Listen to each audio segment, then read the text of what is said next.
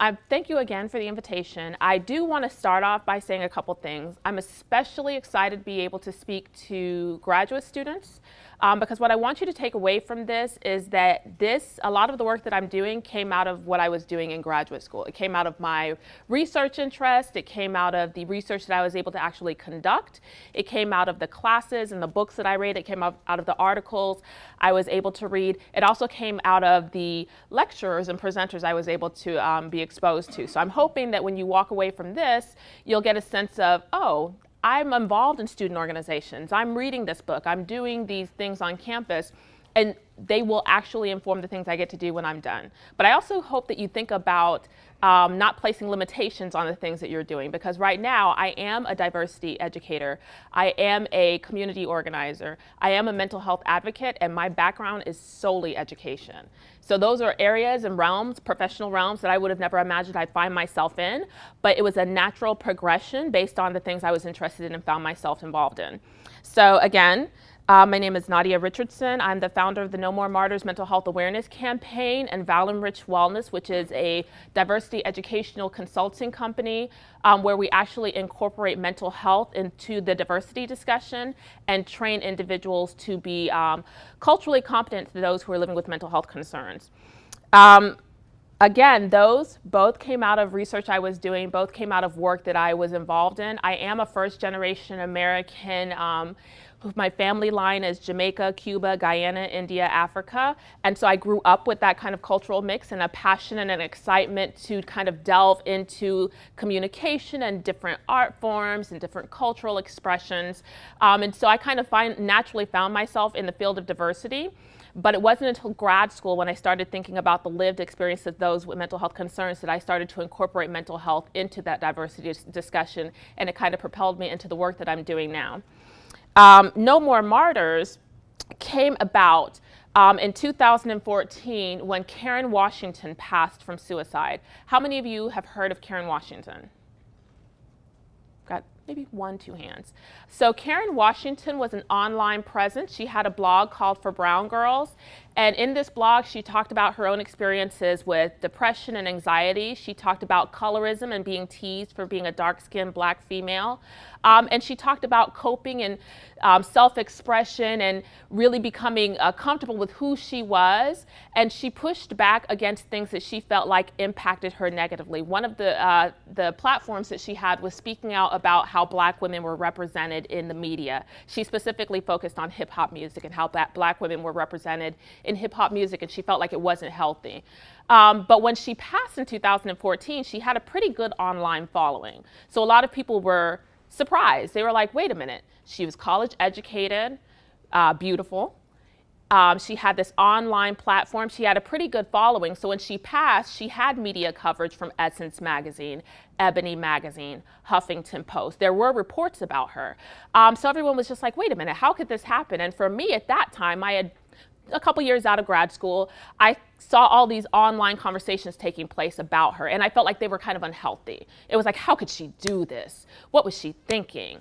It's kind of selfish of her to go this route. I thought she was doing so much better, and it really helped me realize that, one, people don't understand that living with mental health is living with mental health. So you're going to be managing it, and if you've experienced it once, there's the possibilities of you going into stress again are always there. That possibility is always there. Number 2 is, do you think that individuals who are educated, beautiful, successful don't manage mental health concerns? Or is it that you always think it's someone that's going to be homeless, incapable of going about their everyday lives, not motivated to complete their education? That's not the case. You will have college professors with mental health concerns. You will have pastors and first ladies of churches. You will have CEOs, successful actors and actresses, entertainers, individuals who are going about their lives and successful, but who are managing these concerns. So I felt like we needed to have a conversation that really shed some light and opened up this idea of what mental health looks like. So No More Martyrs came about because there was an article about Karen, and at the end of the article it said, Karen will always be remembered as a martyr, but the problem is that we don't need anymore. And I was already using this concept of martyrdom, which comes out of Black feminist thought and theory, in my research in Black women and their experiences with mental health. And martyrdom says that Black women have been socially constructed and socially positioned to be caregivers of everyone else at their own sacrifice of self-care. So we are conditioned to be caregivers. We are conditioned to be workers. We are conditioned, and if at any time we put that care on ourselves, then we are considered selfish, we are considered shameful, and it is inappropriate. And so I thought, they use the word martyr. That's interesting. I'm already using martyr in my research. That's interesting. Let's put it together, and we don't need any more martyrs. So that's where the name No More Martyrs came from. And just to give you a little idea of what we've been able to do in a short amount of time, No More Martyrs, again, in the introduction, it was started as an online community of support. I didn't start it to be a nonprofit organization. I literally started a Facebook page. I was like, I'm gonna start a group. Here's a page. Now we can all come here, and this is a place that you can come and you can ask questions, and I can share research, and I can share articles, and we can have a comfortable, welcoming, open, honest conversation about being a Black female with mental health concerns. What surprised me was that we were bombarded. A lot of women started following us up to, once we hit thousands, once it was national and international following, I realized very quickly that we needed additional support. Also, we had a lot of licensed professionals reaching out to us. I am not a licensed professional, I'm an educator. So it's exciting to me to have licensed professionals reaching out and saying, hey, I've never seen this before. I've never seen this kind of intentional conversation, this intentional focus on Black women. How can we help? And I'm like, I have plenty of ways you can help because I'm not a licensed professional. So now I have an advisory board of licensed professionals. So when we get questions, I can send it to someone and say, hey, I can answer some questions, but I think that you should answer these questions. And so we gained a great amount of support then. What happened after that, I could have never predicted. We were able to mediate suicidal ideations through Facebook. We were able to connect individuals to services through Facebook. And these are not individuals who are in Birmingham. These are individuals who are in Jamaica. These are individuals who are in Seattle. These are individuals who are in DC. These are individuals who are in the UK that are reaching out and saying, I need something. I need to talk to someone. Okay. With the power of the internet now, all it takes is going out, researching, Googling, making some phone calls, and hey, I found a counselor in your area. Hey, there's a crisis line in your area. I think you should reach out to this person. Hey, there's this licensed professional who happens to be on our advisory board. I think you should reach out to him. Here is her phone number. And so now it turned into a nonprofit, primarily because that's a lot of work. And most of that work was me at home on my laptop, at my kitchen table, just knocking out some questions, or on my phone doing some social media. And after we got to a pretty good following, I turned it back to the community and said, okay, ladies, we've got several thousand women that are following us. What do you want next? What is this going to turn into? And they started asking for webinars. So we started doing webinars. They started asking for on-site support. We are now in the realm of on-site support. They started asking for a directory of providers who are culturally competent. So now we are reaching out and making sure that we find providers who are culturally competent, but we're also developing our own training so that we can train providers to be culturally competent. And so now this is turning into just a community of support. We're very excited to share that we have support groups now that meet in Birmingham, New Jersey, and as of 2 weeks ago, we launched our group in DC. And we can almost not keep up because, again, it's myself and now 2 interns who are very faithful and dedicated since we're still a startup, so we're not paying them. But now we have requests to launch groups in Virginia. We have requests to launch groups on college campuses. And so now we are really in this position where we're excited and we believe that anything is possible. The Community Health Innovations Award grant was a big part of positioning us to be able to actually put some of those things into action. This is an award that we received from UAB, which is attached to the School of Public Health. We received that last year, and through that grant, we received funding to offer mental health first aid training through churches in the Birmingham area, and we focused on churches that were located in the Civil Rights District, but we also used that funding to launch our on-site support group. So the support group, the first one was a pilot here at St. John AME Church, which is in the Civil Rights District. Every group is facilitated by a licensed professional, but also someone who is living the experience. Because we believe that while you're a licensed professional, you don't know, you may not know, because some licensed professionals do have a diagnosis, but you may not know what it is to go about managing your mental health concern on an everyday basis. And that's a level of expertise and insight that is just as important, if not more so, to the conversation. So it's facilitated by two individuals, one who's licensed and one who's living with the diagnosis. This is just one of the many events that we were able to facilitate that's attached to the grant. This was an event that we did at 6th Avenue Baptist Church. It was a conversation of mental health stigma, pain, and persistence in the Black community. In this presentation, we had representatives from the Jefferson Department of Health. We had licensed professionals. We had clergy. We had young women who were diagnosed or living with a diagnosis share about what they felt like was causing the persistence of stigma in the Black community in regards to mental health. One of the things we focused on though was this idea of clinician, a lack of trust, right? Why is there such a lack of trust? And really acknowledging it and not demonizing anyone for having a lack of trust in licensed professional, because of historically how the Black community has been treated by the health profession in general and health services and human services in general in the United States. So we acknowledge that, we talked through it, but we also talked about how do you empower potential individuals to utilize services, but also understand that they have the power to choose who it is they seek their services from, and they have the opportunity and the power to ask specific questions of those individuals. So if there is a certain level of distrust, then going to that person and doing kind of an interview. I am interviewing you as my potential provider. I'm interviewing you as my potential mental health service provider. And I want to know, have you been trained in mental health first aid? Have you had do you participate in ongoing cultural competency training? These are important questions to ask that sometimes providers don't think to ask. We also now host a Minority Mental Health Awareness Summit that kicked off last year, and this year our event is scheduled for July 13th. This takes place in July, which is Minority Mental Health Awareness Month, and that came about because I was literally looking for, I want you to, again, the takeaway is if you don't see it, create it. I was looking for events for mental health, Minority Mental Health Awareness Month, but they weren't happening. Why do you think that was the case? It's July, it's vacation time, right? The schools, for the most part, aren't going to host a large event because students go home or go intern or go do whatever for the summer. So they don't have a large student body that could, accommodate a large event. And then within the community, it's just not the best timing. Kids are out of school, parents and families are vacationing, but it is Minority Mental Health Awareness Month. So we wanted to prioritize and highlight that. So we hosted this event last year, and last year we had participation from across the United States and Canada for our very first event. So we're excited to be hosting it again this year. If you want some information, I can make sure to give that to you. And we are still offering mental health first aid training. We also, again, as I mentioned, offer sister support meetup groups in 3 different states now. The goal for 2017 was to have these groups launched in 6 states by the end of the year. And it's March, and we have 3 states. So we're very likely going to exceed our goal and potentially have these also launched on college campuses in the fall.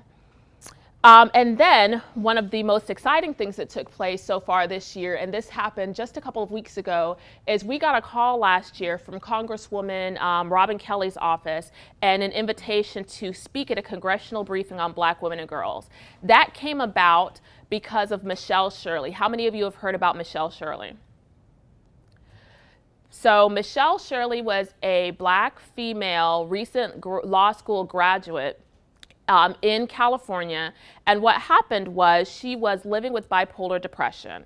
She knew she was living with bipolar depression. She accepted her diagnosis, and she was actually a mental health advocate. She had a PSA, so she's been on film. She traveled around and spoke about her experiences, and she encouraged individuals to know their mental health status and to utilize mental health services. But she went into distress. And she went into distress behind the wheel of a car. So someone called law enforcement and said, someone is driving erratically. You need to come find out what's going on. In the course of the engagement, she was shot and killed. So that happened literally the day after I had left DC in October of last year and had a meeting with Robin Kelly's office. And Robin Kelly's office was an introductory meeting. I met with their health policy advisor. Her name is Miss Mia Keys. And in that conversation, I said, hey, we're No More Martyrs. We're in Birmingham, Alabama. I just happened to be in an area, and I wanted to let you and the Congressional Caucus on Black Women and Girls know about No More Martyrs, know about what we're doing, and know about some of the things that we're interested in working towards. And some of those things include training law enforcement officers in crisis intervention training, as well as cultural responsiveness training, so that they will know that mental health manifests itself differently based on cultural communities and diverse communities. What is it going to look like in the Latino community? What's it going to look like in the Asian community? What's it going to look like in the African American community? What's it going to look like in the LGBTQIA community? And how can they be mindful enough to know that, so that when they engage certain communities, they can take a pause and then decide what are the proper steps to take. Then I left DC and literally got this phone call the next day about Michelle Shirley. And when I got that phone call, I called back the Congresswoman's office and I said, do you see this? This is literally what we were just talking about. And she said, I saw it, and I'm on the phone right now talking to somebody about you. And so that's how this event really kind of came about. How do we make sure that we have these ongoing conversations about mental health, minority mental health, but also making sure we have those conversations outside of the field of mental health? Because that conversation touched on social determinants of health, which I know you guys are talking about or have talked about or have researched and read and know well because you're grad students. I'm not even going to ask, I'm going to assume. Just nod and make me feel better about that. Like, let me know that that's a yes. But it also talks about policing. It also talked about education. It also talked about access to care. It's one thing for us as No More Martyrs to say, hey, you should really be going and talking to a licensed professional if there are no licensed professionals available in their community. So really being able to have those kind of conversations. So I want to talk very quickly about mental health, but I also want to have a conversation. I want to open the floor to some questions because I do want us to have a conversation. I want you to feel free to talk to me about what you envision yourself doing after grad school, what questions you may have about what your role could potentially be in public health in regards to diversity and in regards to mental health, and why is it that mental health is so important. To highlight just a few things from the Office of Minority Health, there's Black adults are 20% more likely to report serious psychological distress. And I'm not going to read all of these. This is a PowerPoint that you'll be able to, I see a few people taking pictures, that you'll be able to have access to afterwards. But poverty, lack of education, lack of access to care, even lack of access to equitable education, right? So if I'm a mother who is zoned for a school that is not equipping my child for a education after high school, that is going to impact my mental health, right? Because it's going to induce depression, perhaps anxiety for sure, and it could do the same thing for the child. African Americans are also less likely to utilize services, and while they do not die at the same rate from suicide, they attempt at a higher rate. And I got a call literally on my way over here today of a Black female who committed suicide today or yesterday. And when we started talking about how does that happen and how it goes around and what are the parameters around her experiences, there are a number of layers as to what could have potentially led to that. So when I'm talking about mental health, I'm really talking about it holistically. I'm talking about creating an umbrella of support for mental health, but really focusing on having an umbrella of mental health, of support for minority mental health. And I want us to make a few connections, right? And when I say connections, I mean I am an interdisciplinary researcher, right? My degrees are in education. But my focus is student development. And what goes into student development? Socialization, right? Cultural exposure, cultural awareness. What also goes into it is their environment. So what schools did they go to? What kind of households did they grow up in? What was their financial status as they grew up? Did that status change as they grew up? So really making the connections about how mental health is understood, what is missing from the conversations a lot of times, and these are things I hear from licensed professionals. How do we internalize media images around mental health? How can we re-envision mental health? And so should social justice and advocacy be a part of the conversation? Spoiler alert, yes, right? Yes, so that's like, we asked that question, but the answer is yes. And what's at risk if we don't do these things? What do you think of when you think of mental health? You're all in public health, so for the most part, you have a general introduction to these topics. But when you go out and discuss it with your friends, what are some of the terms you hear? Depressed, anxious. What about some of the derogatory terms? Crazy, bipolar, because bipolar is everything. Unstable, lazy. Yes. How many of you heard of crazy as a Bessie bug? How many of you are from the South? I didn't hear. I heard that a couple years back, and I was like, never heard that one. But apparently, it's something that's used pretty often by the older generation. That's how it was written off. But what I want us to think about is that if you're not operating in this field, or even if you are operating in this field, this is typically our introduction to mental health is what we see on television. And what we have seen on television has not been a true representation. It's been very sensationalized. It really categorizes individuals who have mental health concerns as being dangerous, as being incapable, as being incompetent, as being unstable, and as being violent, which is kind of how I came into the field. I wanted to do research on college students who had mental health concerns or were living with a mental health concern, and my first thought was, I'm going to research school shootings. And what did I just do there? That was a mistake I made, and a mistake I made at a time when I was already doing consulting work.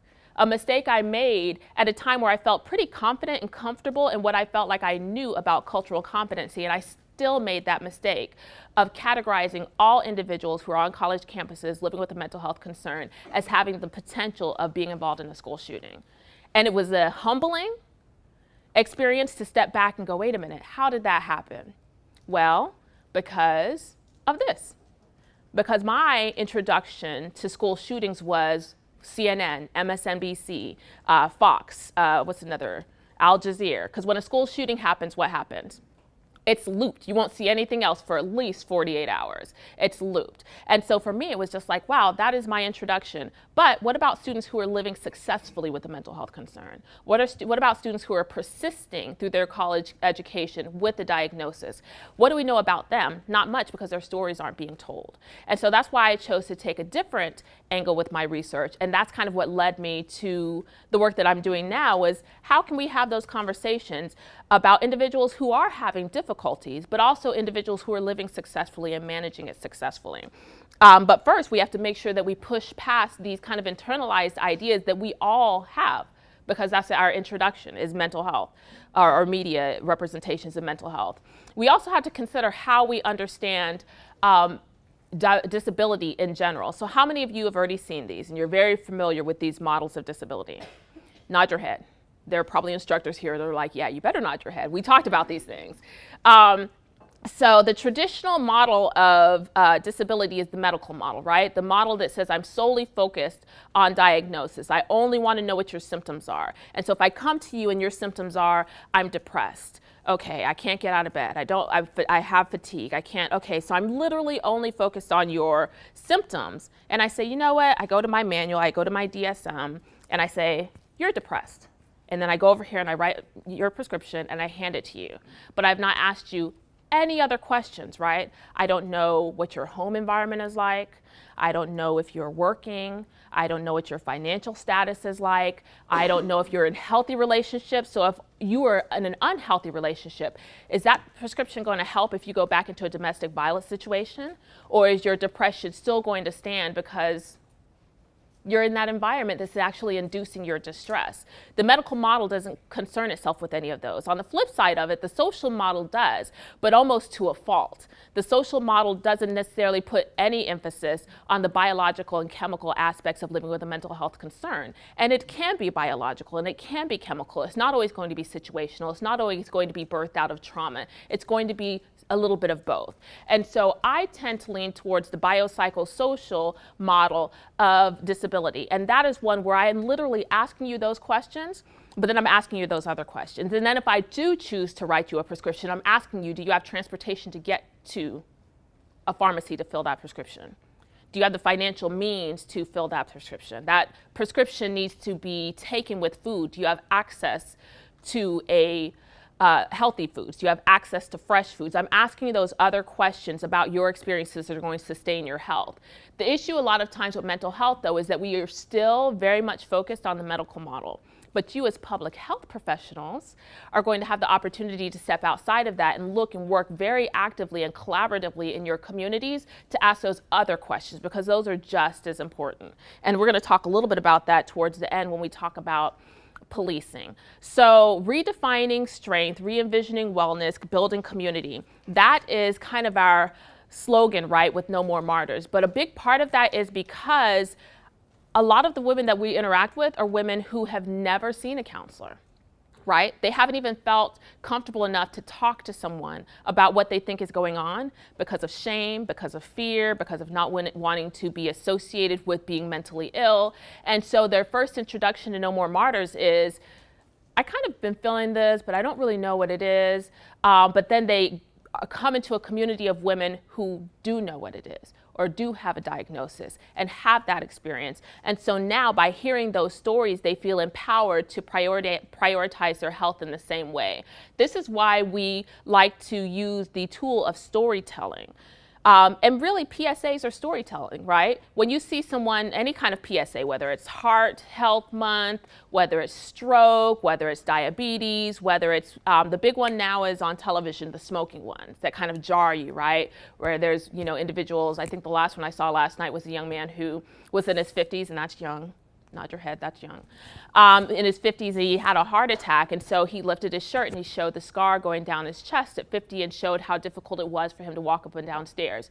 That is a form of storytelling. That says, wow, that could really be me. That could happen to me. He looks like me. He's my age. I should probably pay attention to my mental health. No More Martyrs and the kind of community that we've built does the same thing. For women who are not sure what their mental health status is, or for women who did receive a mental health status but are still being isolated by their family and friends or written off or shamed, they can come to this community and they can hear the stories of women who are saying, yeah, my husband didn't want to talk to me anymore either. He believes that I'm over-exaggerating. Or I tried that medication and it kind of made me feel that way too, but I was able to go back to my doctor and ask a couple of questions and they were able to give me something else. And so it is a community of support from the very beginning of thinking that something might be going on to the point of actually living with and managing a mental health concern for a lifetime. And storytelling, again, because I do use a lot of Black feminist thought in my research, kind of comes out of the realm of Black feminism. And so it's something that's been historically used in the Black community when we didn't have anything else. That's why Black churches were such a pivotal, important part of the Black community. That's why a lot of community organizing took place there during the Civil Rights Movement. But even before then, when you talk about the hymns and the spirituals, that was all storytelling. When you talk about the stoop and sitting at grandma's feet, that was all storytelling. It was all passing along information. It was all passing along history and culture. And it's a powerful tool that sometimes can be written off because it seems frivolous, right? Especially when you get into your professional fields and your doctor so-and-so and your master so-and-so and your whatever in your field, director of whatever center. And sometimes we forget the very human aspect of storytelling is a huge thing. BBC just put out an article yesterday about talking benches in Nigeria. I believe it was Nigeria. Talking benches, we'll just say Africa, talking benches. And this is because they don't have the amount of mental health services available for that particular part of Africa. And so they now have these benches set up, and what they do is they train grandmothers on how to actively listen and actively engage community members who are expressing some mental health concern. And so now the grandmothers just come and they sit at the bench, and then people can make appointments to come and talk to them. And what BBC did was they went and interviewed the individuals who are utilizing this kind of service. It's not traditional, right? But it's very effective, especially in a community in a part of the world where mental health services are limited. Storytelling also helps us push past some of the social and cultural context, social, cultural, and historical context of how mental health has been understood in the Black community. How many of you are familiar with these two ideas, drapetomania and the protest psychosis? I see one hand, 2. Okay, so drapetomania was a diagnosis that was developed by Dr. Samuel Cartwright, who at the time was the president of what would now seemingly be the American Psychological Association. And that concept was, if you were a slave and you chose to run, then you must be mentally ill. Because why would you run from an environment that is a healthy and natural way of life? So that was a real diagnosis. But what does that diagnosis not take into consideration? The social, cultural, or historical context of that time, right? It doesn't take into consideration the harmful, barbaric conditions in which individuals were living in slavery. It doesn't take into consideration those things. The protest psychosis was a diagnosis that arose during the 1960s. And in this diagnosis, again, if I'm looking at my medical model, I'm only looking at symptoms. And so now I'm looking at the Black community. I'm going, wow, they sure are angry. What is all this protesting about? What are they so mad about? Gosh, well, hold on. Do those guys have guns on their hips with those black jackets and those black hats? What are they so aggressive for? You know what? That's delusional if they really think that there's anything to be that angry about. Those are all symptoms of schizophrenia. I think that that's schizophrenia. We're going to call that protest psychosis, which was a real diagnosis and which was what was really used to justify institutionalizing Black Panthers in the 1960s. And this is very real. Well, again, what was not taken into consideration? The social, cultural, and historical context. And then who was at the table when those decisions were being made? White people. And primarily what? Men, because women weren't even a part of those conversations. Now, does that still happen? Right? If you're following, again, even outside of mental health, if you're following other realms of development in health, that is happening a lot with women's reproductive health, right? There have been more than one votes that have consisted primarily or exclusively of men that were voting on behalf of the rights and representations of women. So this still happens and still should be questioned and still impacts our mental health. Let's see. When you think about the protest psychosis and you think about history repeating itself, then you consider things like the Black Lives Matters movement. And what is happening now in the Black Lives Matters movement is this idea of activist burnout. So we know of at least 2 Black Lives Matters participants who were lost to suicide. One of them did it on the stairs of a state house. And if that doesn't send a message, what does, right? We now have growing amounts of research on PTSD in urban environments, of racial fatigue syndrome, of the post-traumatic slave syndrome. We have all of these new ideas, and not necessarily new ideas, but placing names on ideas that have been around for years, of what mental health looks like in the Black community. And this is why health actually is a part of the Black Lives Matters platform. Now, you don't necessarily have to agree with all aspects of it in order to participate in that conversation. And as public health professionals, what you don't want to do is shy away from those conversations. And I've seen that. I've seen it in the professional setting. I've seen it as recently as less than a week ago, where you'll have a room full of individuals with all the degrees in the world, but do not want to have this conversation. But silence is consent, right? And you don't have to agree, but you can develop empathy by kind of trying to consider how this impacts the individuals that it's targeting. And that goes for across the board for all forms of difference. So what I saw recently had to do with transgender and LGBTQ experiences. I'm a cisgender, heterosexual, Christian female. That's not my experience. But I do understand empathy, and I do understand that the discussion we were having impacts individuals in a particular way, and we need to make sure that we are making room for that conversation. Same thing for Black Lives Matters.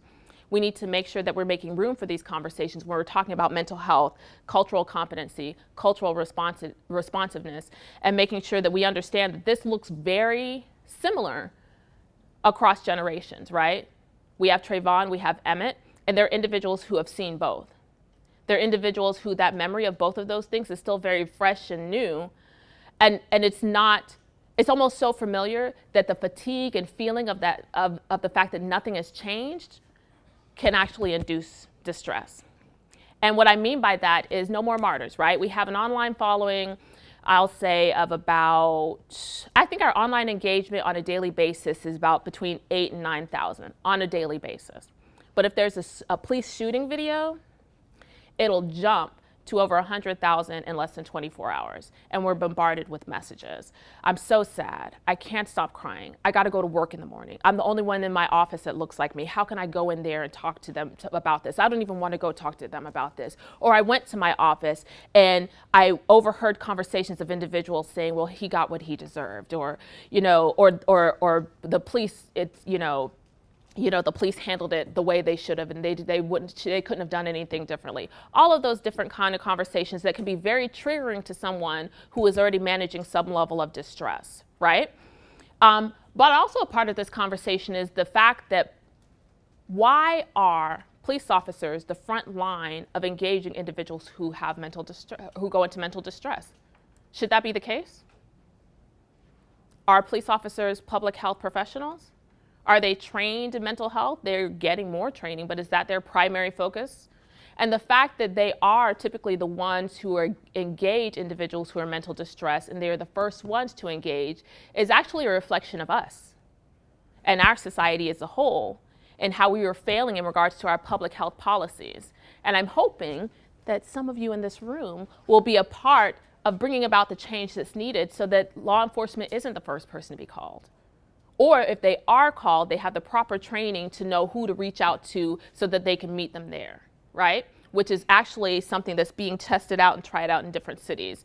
We also need to make sure that we talk about faith when we talk about mental health, because a lot of individuals statistically still go to church before they go and talk to a mental health professional. And this is very much a Southern thing in a certain sense, but it's also an international thing, right? We're interested in doing research in the African diaspora. There's no way in the world I'm going to go to Haiti and do research on mental health and not engage voodoo. It's not gonna happen. It would actually be very culturally incompetent of me to do that, and disrespectful and insensitive.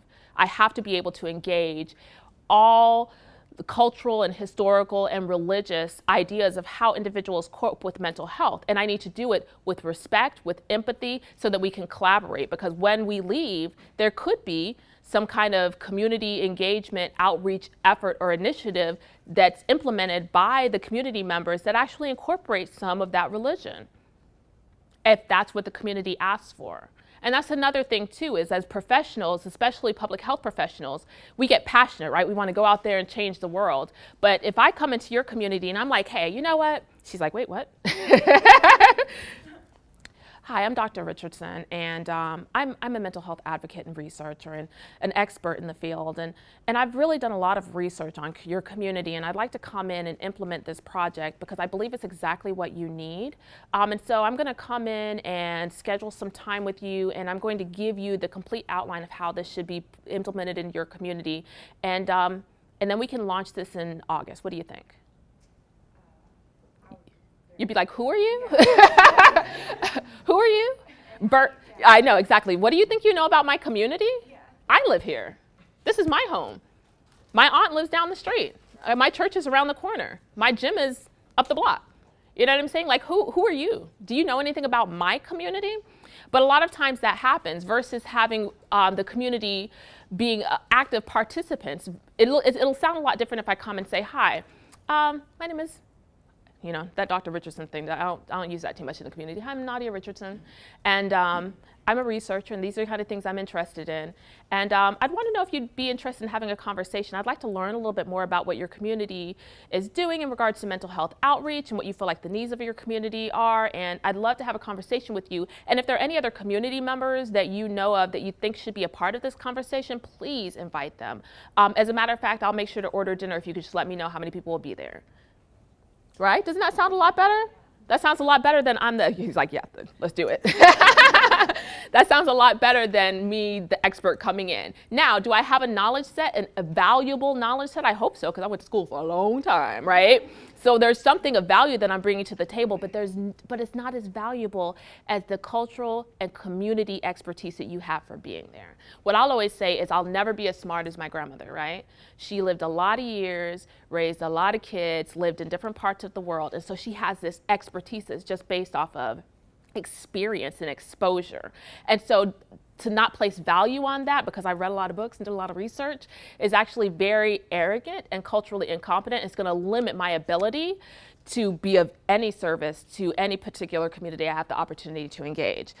This is very much the case when it comes to mental health outreach. That's why No More Martyrs, I believe, again, has experienced this level of success that I wouldn't have anticipated. Again, I wouldn't have anticipated because it was a Facebook page, right?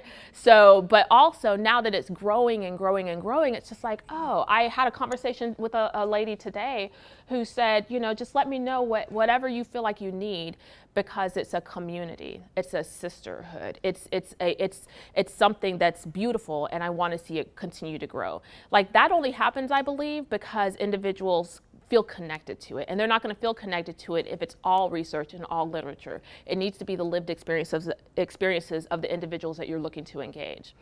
I think we can kind of move past this. I also want to touch on a little bit of the social determinants of health, and then jump to the idea of policing and racism as a public health issue. How many of you have already talked about that a little bit in some of your classes? That's something that's getting a lot of attention now, especially because, you know, the NIH, the National Institute on Health, the Center for Disease Control, the Office of Minority Health, Harvard Public Health Review, all of these different research entities are acknowledging that social determinants of health impact mental health or include mental health, but also that racism is negatively impacting mental health. And that also means that we have to make room for conversations about, when you look at social determinants of health right here, and you're thinking about, how many of you are from Alabama? Okay, when you think about some of the concerns of Alabama right now, what are some of the things that pop off to you, jump out to you right here off of this? Yes. Homelessness is big. What else? Yes. What else? Education is a huge one, right? There's a lot of discussion going on about that. What else? Transportation, yes. Social integration, community engagement. Yes, yes, yes. These are all things that hit very close to home in Birmingham, but also across the United States. And if we're going to talk about mental health, we have to talk about these things. I found myself involved in conversations about housing, about schooling, about early childhood education, about policing, about violence, because again, how arrogant would it be for me to go into this community and say, you know what? You guys need to stop killing each other. Like, you just need to stop. I'm tired of turning on the news and seeing you just shoot each other left and right. And it's just horrific, and we need to stop. And this is what we're going to do. We're going to make sure that you have a program where you could turn in your guns. And we're going to make sure that you have a mentor, right? We're going to make sure you have more access to church. And these are real police intervention, violence reduction initiatives that I've heard, right? But what about the community? What does the school system look like in that community where that violence is taking place? What does housing look like? What does transportation look like? What does access to food? Food deserts are very present in Birmingham. So what does access to food look like? What does access to jobs look like? You want me to go to church? Like, church is great, but I don't have any money to put in the gas tank to go to church, and I'm not walking. And going to church is not going to be the end all, the fix all. It's just not. So what else? Does that mean that we can't work hand in hand with churches? That's clearly not the case. I work with churches all the time. But that's not churches cannot do it alone. And I, as a mental health advocate, I'm going to have a very difficult time going over here and working in violence production if I'm also not working on educational access and food access and transportation access. Because one community differing from another, what's the difference? If there are young people over here shooting each other and young people over here that are not shooting each other, what is the difference between those young people? What's truly, unless we're going to say that one particular group is more prone to violence than the other, can we say that if this one community has access to all of the things that we just talked about and this one doesn't? Or are we going to ignore the fact that those things actually contribute to the violence? And all of those things, hashtag, this matters to our mental health. That's a hashtag we use a lot. Because sometimes we post things about mental health, but sometimes we might post things about education and safety and violence and debt and all of these different things. And when we post those things, we usually post them hashtag this matters to our mental health. Because it might not be a mental health conversation, but it's a health conversation. This is a social determinants conversation. And so because of that, there are several violence reduction initiatives taking place in Birmingham right now. How many of you are familiar with them? There's at least 3 of them that are either community focused or supported through the government or supported through city council. Again, are any of them taking into account some of those systemic social determinant components that we talked about? And are they inviting the community to be a part of developing those initiatives? What can you do right now to be a part of that? Well, I have these nice little flyers. You can come talk to me after. And if you're interested in being a part of anything like that, I can make sure that you get invited to some of those meetings. And I think that's a really great way as graduate students to kind of get an understanding of how those things take place, but also being able to include your voice in that conversation and kind of get some practice in what it means to be involved in community initiatives like that. And making sure that if you don't see these kind of things being discussed, you can be the one to bring it to the table. And it's important. And I'm hoping that you feel comfortable doing that. So I'm going to end very quickly because I do want to have at least a couple minutes to ask a couple questions. I want you to think about a couple of things. I want you to think about how much power you have to impact communities, even though your focus is health. That's like a physician who his focus might be blood pressure, but he's also involved in community initiatives to fight the increase of predatory lending, which contributes to high blood pressure, the increase of access to fast food, so making sure you have limited numbers of fast food establishments in certain communities, the increase of healthier foods, whether it's community gardens, farmers markets.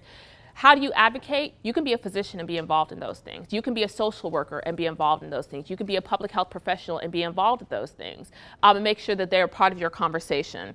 I also want to talk again and very briefly kind of close with this idea of how we see mental health. This is Ebony Wilkerson. About a year and a half ago, she drove her kids into the ocean. You remember that story? And so this was the picture that was posted all over the internet. And the story really focused on how horrible of a mother she was. What a horrible mother. She should never get her kids back again. I would never do that to my kid. Anybody who does that to a kid should be shot and killed. She shouldn't even be put in jail.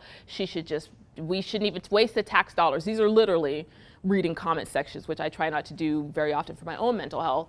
But this is what was happening, right? This was the conversation. But when you have that conversation, when you only get a snapshot of what actually happens, you don't get the full story. And the full story is that Ebony Wilkerson was an educated nurse herself. She was in the field, and then she went into distress. And at the time that she drove her kids into the ocean, her sister was on the phone with 911 and said they let her go. They let her go because she had just been in a hospital for distress. And they said, well, she said she was okay and she seems okay. We let her go. And she said, no, she's not okay. No, I need to find her. I don't know where her kids are. So literally, as she's driving her kids in the ocean, her sister is there. So that tells you what? She has a support system of individuals in her family or around her who are concerned about her well-being. And also what? That hospitals need to kind of think a little bit more about what it means for patients themselves to say, I think I'm okay. I think I'm going to go. Right? And then how can families be involved in making sure that that communication line is there? Because maybe someone could have been called, you know? I know HIPAA, I know those other things, but that's what policy is, why different policies are being developed. But the main thing is really not to be lost alone in this picture and making that be the only picture that we know of, understanding that there are other pictures. Also making sure that these stories continue to be a part of the conversation. Sandra Bland died in a jail, and we still don't know what happened, and we still may never know what happened. But having that conversation and making sure that that is the ongoing conversation of the fact that, yes, historically, based on police treatment of African Americans in the United States, could she have been murdered? Yes. But could she have committed suicide? Yes. And we don't know. And trying to alienate one possibility over another is to limit the conversation that we should be having about the fact that she even went to jail in the first place. Like, how did it even get to that point? And then to continue the conversation about Michelle Shirley. This is a story that we're going to continue to follow, because Michelle Shirley's family isn't asking for law enforcement officers to be tried. They're not asking for that. What they are asking for is for training. Their statement is, I know it's hard to be a law enforcement officer. I know that you don't always know what you're walking into, but why do you have to shoot first? That is what her parents are asking. And so they are advocating on behalf of increased training for law enforcement officers. And that's the story that we're going to keep following and hopefully be able to support them in that.